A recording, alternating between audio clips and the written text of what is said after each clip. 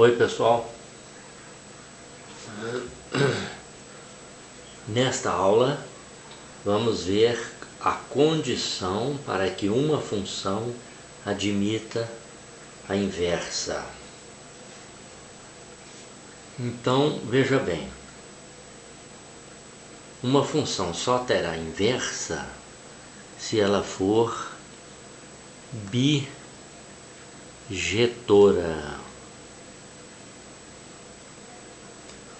Em outras palavras, se a função for uma bijeção.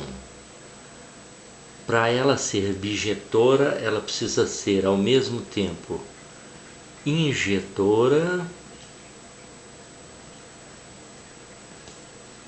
e sobrejetora.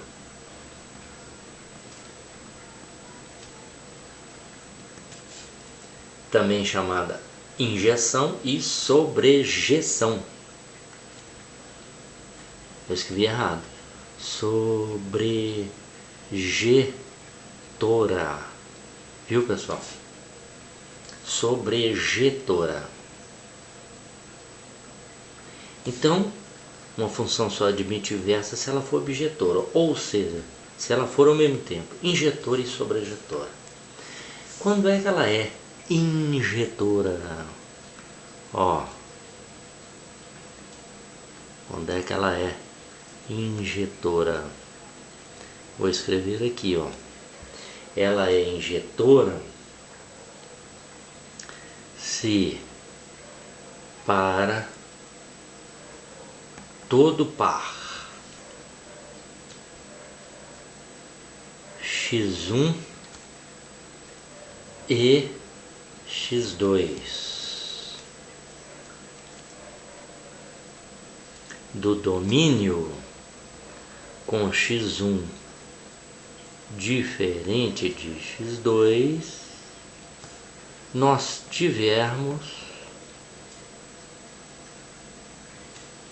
o f de x1 diferente do f de x2.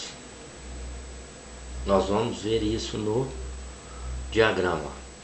Então, para todo par x1 e x2 do domínio com x1 diferente de x2, nós tivemos f de x1 diferente de f de x2, a imagem de x1 diferente da imagem de x2. E ela é sobrejetora ou a função é uma sobrejeção, pode falar assim também, se o contradomínio for igual ao conjunto imagem. Se o contradomínio for igual ao conjunto imagem. Então, uma função é bijetora se ela for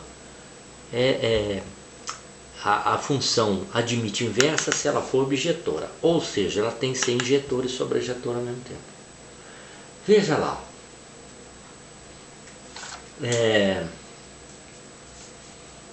Veja esse diagrama.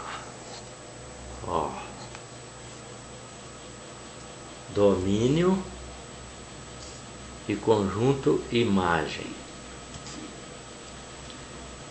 x1, x2, x3 associados com x1 com f de x1, x2 com f de x2, x3 com f de x3 e assim por diante, tá?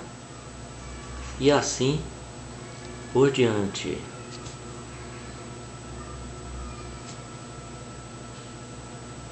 Certo? E assim por diante. O que nós podemos observar? Cada elemento do domínio está associado a um único do conjunto imagem, e se eu inverter a ordem, eu vou ter também cada elemento aqui associado a apenas um de lá, certo? Por exemplo, uma função f, né? E se eu inverter, eu vou ter aqui, f de x1, f de x2, f de x3, certo? Ó, invertendo os pares, né? 1 com 1.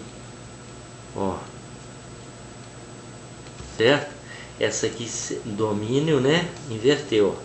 E agora o conjunto imagem. Essa aqui seria a função inversa.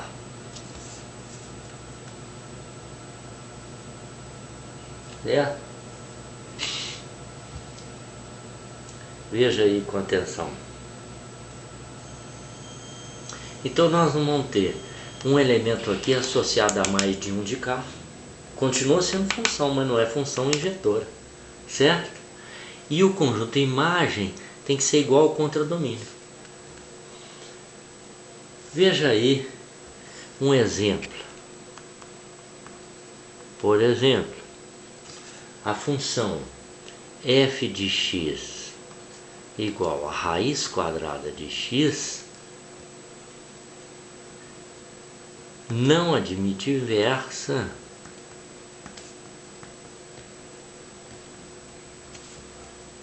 se ela não admite inversa se o contradomínio for igual ao conjunto R. Que aí nós vamos ter uma situação assim, ó. O 4 associado com dois elementos. Aqui o elemento 2 e o elemento menos 2, que a raiz quadrada de 4 não é 2 menos 2. Só que aqui ela não vai admitir inversa, porque a hora que você inverter, você vai ter dois elementos ligados ao 4. Ela não vai ser uma função injetora, certo? Não é interessante isso? Então, ela só admite inversa, a função f de x igual a raiz de x, ela só vai admitir inversa se o contradomínio for o conjunto dos números naturais. Que aí nós vamos ter essa situação, ó. O 4 associado apenas com o 2, conjuntos naturais. Ó. Porque quando eu inverter eu vou ter o 2 associado apenas com o 4. Certo? Nesse caso aqui, a função inversa de x é x elevado ao quadrado. Raiz quadrada de x, x ao quadrado. Não é interessante? Então estude isso aí com atenção, tudo que eu te expliquei, tá? Não é difícil. Então uma função só admite inversa se ela é bijetora. Certo? Se para dois elementos do domínio diferentes, eu tenho duas imagens diferentes. E se o contradomínio é igual ao conjunto imagem, aí ela será bijetora, né? As duas coisas, e admitirá inversa. Então, pessoal, até a próxima aula com mais função inversa, tá? Obrigado.